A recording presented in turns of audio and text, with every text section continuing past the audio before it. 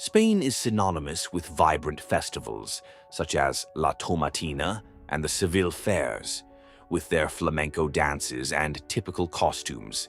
It's also home to the imposing Sagrada Familia in Barcelona and the Prado Museum in Madrid, home to priceless works. And who can forget the tapas, paellas, and wines that make Spanish gastronomy a real treat? But have you ever stopped to reflect on whether all this beauty and joy reflects the lives of all the country's citizens? Or is the reality much harsher than the tourist guides tell you? Today, Bello Mundo takes you to explore this little publicized facet. Are you ready to discover a dark but real side to this land of so many cultures, flavors, and ancient histories? Number 1. Location and geographical data. In the far southwest of Europe, Spain occupies a strategic position on the Iberian Peninsula. With borders shared with Portugal, Andorra, and France, and just 14 kilometers separated from Morocco by the Strait of Gibraltar, the country connects continents and cultures. At 500,000 square kilometers, Spain is not the largest European country, but it is one of the most diverse. In the north, green Spain enchants with dense mountains and constant rainfall, while in the south, Andalusia boasts arid landscapes and scorching summers. The center is dominated by the plains of the Meseta Central, and the Mediterranean coast offers golden beaches and vibrant cities like Barcelona and Valencia. The Balearic and Canary Islands add to the charm, with parties in Ibiza and volcanoes in Tenerife. The capital, Madrid, in the heart of the country, mixes history and modernity, while the south, with its strong Moorish influence, transports you to another world. With cold winters in the Pyrenees, intense summers in the south, and the Mediterranean breeze on the coast, Spain offers an incredible diversity of landscapes and climates. That's a lot of diversity in one place. Number 2. History. Now that we've gotten to know Spain's geography, it's time to delve into its history. And what a history! We're talking about a territory that has seen it all. Romans building cities, Moors transforming architecture, and Christians unifying kingdoms in the name of the Reconquista. Each left their mark, creating the cultural mosaic we know today. It was from here that the ships sponsored by the Catholic monarchs set sail. Christopher Columbus was only able to reach the Americas thanks to this support, and the riches that crossed the Atlantic financed cathedrals and palaces that still impress the world. But Spain wasn't all about conquests. In the 20th century, the country faced dark times with the Civil War between 1936 and 1939, followed by Francisco Franco's dictatorship, which lasted until 1975. Redemocratization brought modernization and social progress, but challenges remain. Structural problems, such as disparities between rich and poor regions, still weigh heavily. The housing crisis and high rents make life difficult in big cities, while unemployment rates continue to affect young people, immigrants, and single mothers. This contrast paints a clear picture: a country that shines on the international stage, but where many families face daily difficulties. And that's what we're going to talk about now. Number 3. Poverty. When you think of poverty, European countries hardly come to mind. And of course, Spain isn't usually the first name that springs to mind, but the reality is that many families in the country live on the edge, balancing on a tightrope. Tourist regions such as Barcelona, Valencia, Bilbao, and Seville are famous for their beauty and for attracting millions of visitors every year. However, the income generated by tourism doesn't always translate into a fair quality of life for everyone. About 12 years ago, the NGO Intermon Oxfam released a report that caused a stir in the European Union. The document predicted that By 2025, approximately 25 million Europeans would be pushed into poverty if austerity policies continued. Of this total, 8 million would be Spanish, representing a third of the continent's new poor. The report, called The Inequality Trap, was harshly criticized and even discredited by leaders at the time. However, the predictions have started to come true. A recent study by the Caritas Foesa Foundation, an organization that monitors social exclusion in Spain, revealed alarming figures. According to the report, around 9,400,000 people are on the brink of poverty, while 4,300,000 live below the official poverty line. To put this into context, in a country with more than 47 million inhabitants, this means that almost 1 in 5 people struggle to pay basic bills such as rent and food. And who are these people? Number 4. Affected groups. Did you know that at times youth unemployment in Spain has exceeded 40%? Imagine that. Almost half of young people under the age of 25 unable to find a job in the formal market. Although the figures have improved in recent years, the situation is still far from comfortable. Many end up resorting to temporary jobs with low salaries and no stability. But it's not just young people who face this scenario. Women raising children on their own are having a real marathon balancing work and family life. With the high cost of crèches and private schools and the lack of places in public institutions, many end up stuck in precarious jobs or working reduced hours. Immigrants are not left out of this list either. Diploma validation, language barriers, and prejudice hinder access to decent jobs, forcing many to accept low-paid or informal occupations. And then comes the question of housing. For those who are unemployed or underemployed, paying rent in big cities becomes an almost impossible challenge. The high prices push these people into remote neighborhoods or even into irregular occupations in areas forgotten by the authorities. Combine all this, and it's easy to understand how millions end up living in a kind of invisible Spain, struggling to survive on the fringes of the big cities. Number 5. The nightmare of rent and property prices. Why do so many people in Spain share cramped apartments or live in tiny rooms? The answer lies in the housing problem, one of the main factors of social inequality in the country. According to the Caritas Foesa Foundation, 1 in 4 families is directly affected by the exorbitant increase in rent and property prices. This means that around 6,800,000 people fall below the poverty line when housing costs are deducted from income.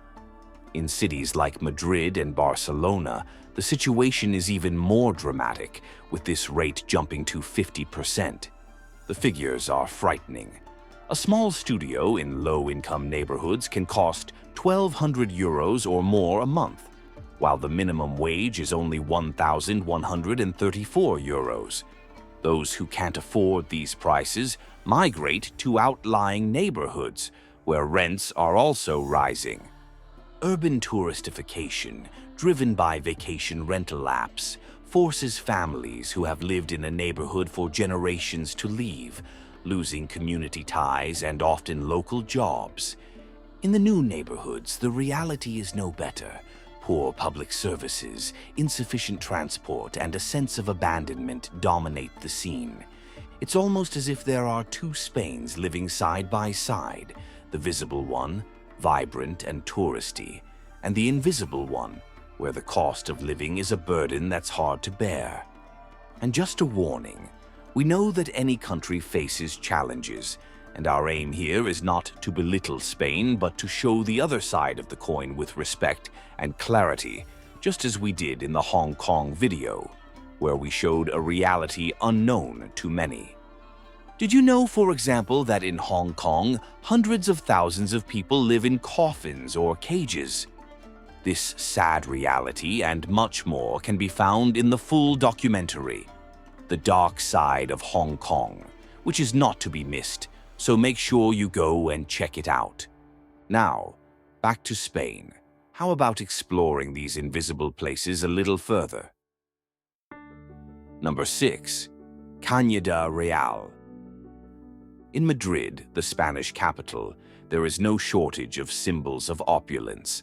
The Gran Via with its vibrant lights, the historic Puerta del Sol, and the sophisticated Salamanca district. But just a few kilometers away from this picture postcard setting, there is a stark contrast. The Cañada Real, one of the largest squatter settlements in the whole of Europe. Some 14 kilometers long, this area is home to thousands of people in extremely vulnerable conditions. Curiously, the name comes from the old rural routes used to move herds between pastures. Over the decades, these trails gave way to informal housing, built by families who couldn't afford the high costs of renting in the rest of the city. The problem? There is practically no urban planning. Basic infrastructure, such as sanitation and a reliable electricity supply, is a luxury for many residents.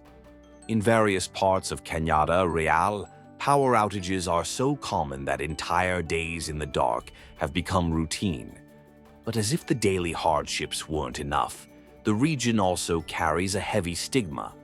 It is often portrayed in the headlines as a place associated with illegal activities or conflicts, which only adds to the marginalization. However, those who live there go far beyond these labels. Cañada Real is made up of people from different backgrounds, families who had no other choice, elderly people who have lived there all their lives, and young people who face a future full of uncertainties. While renowned museums, such as the Prado and the Reina Sofia, and luxury stores are just a few kilometers away, children in this area grow up without regular access to sanitation and electricity, relying on makeshift generators to survive. This brutal contrast is one of the darkest sides of contemporary Spain. And the most striking thing, Cañada Real is far from the only example of this invisible Spain. Number 7. Las 3,000 Viviendas in Seville. When it comes to southern Spain, it's hard not to think of bullfighting, Andalusian Spanish, and of course flamenco, which enchants tourists from all over the world. Seville, in particular, is a true cultural icon, with its imposing cathedral, the historic Giralda Tower, the real Alcazar, and the stunning Plaza de España. But away from the flashes of the cameras, there are neighborhoods that face a very different reality. A striking example is the housing estate known as Las 3,000 Viviendas, or 3,000 houses, located in the Polígono Sur. Built decades ago to house needy families, the neighborhood was intended to relocate residents from unhealthy areas. Over time, however, it was stigmatized and neglected by the authorities, resulting in poor infrastructure, chronic unemployment, and the emergence of parallel activities. Labeled the most dangerous neighborhood in Seville by the press, Las 3,000 Viviendas is often associated with violence and clandestine trade. However, this simplistic view does not reflect the reality of many residents who struggle to raise their children away from crime and achieve a dignified life. The truth is that where jobs and security are lacking, crime can become a way out. Sad but real. The Spanish press sometimes paints these areas as war zones or dangerous areas. But talking to people who live there, it's clear that the vast majority just want a decent life. Public authorities, for their part, often prioritize police repression instead of investing in infrastructure, professional training, or basic sanitation. And speaking of prejudice, this brings us to another grim reality: racism. Number 8. Racism.